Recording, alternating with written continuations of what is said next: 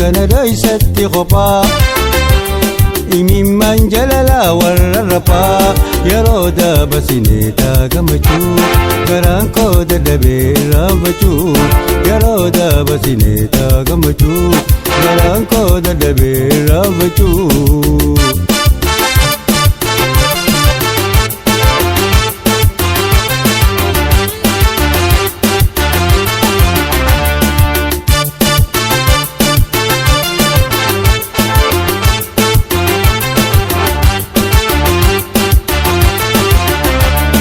Ililli sambalee talimdee ballama goonee harkaa waliin amartii si qayyee fi rabasee hanguumee babatee natti keeysee. Ililli sambalee talimdee ballama goonee harkaa waliin amartii si qayyee fi rabasee hanguumee babatee natti keeysee.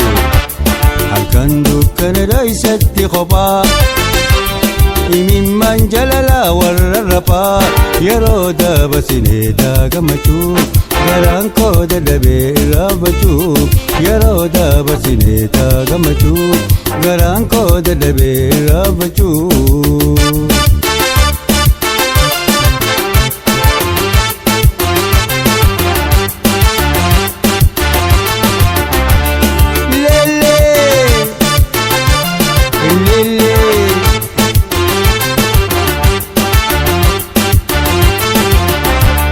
Naannoo maata keetii uffadhee footaatee si wajjin haguugadhee naannoo maata keetii uffadhee footaatee si wajjin haguugadhee akkamee jannaan qalbii sin adeete silaa jettee kannatti seetee halkan dukkana dhoysatti kophaa imimmaan jalalaa warra raphaa yeroo dabarsinee gammachuu garaan koo dadhabee raanfachuu yeroo dabarsinee gammachuu garaan koo dadhabee raanfachuu.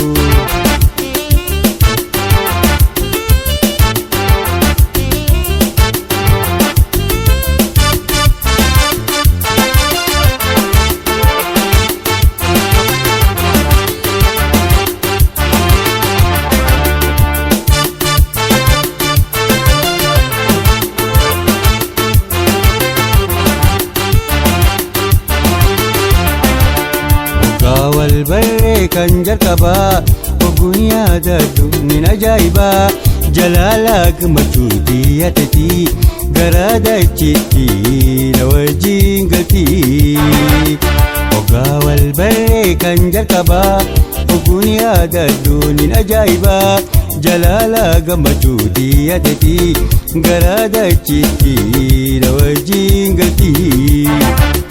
Halkan dukkana dhoysatti kophaa imimmaan jalalaa warra raphaa yeroo dabarsinee gammachuu garaan koo dadhabee raanfachuu yeroo dabarsinee gammachuu garaan koo dadhabee raanfachuu yeroo dabarsinee gammachuu.